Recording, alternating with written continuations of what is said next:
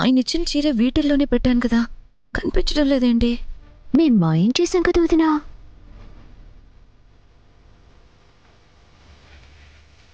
ఏంటి కౌశికి, ఇంకా రెడీ అవ్వలేదా?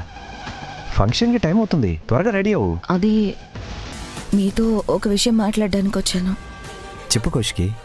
నేను చెప్పేది విని మీరు చాలా బాధపడతారని నాకు తెలుసు. నాకు మీరిచ్చిన చీర చీర చీర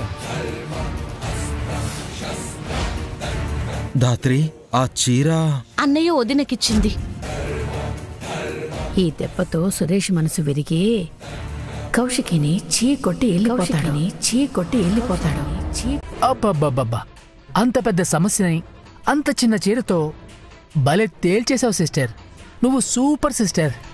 అవునమ్మే, ఈ దెబ్బతో సురేష్ ఈ రోజే ఇంట్లోంచి వెళ్ళిపోతాడు.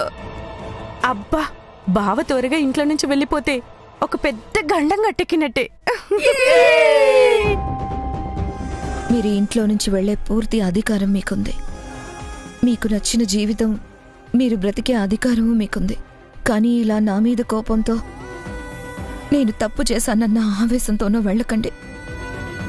నేను భరించలేను.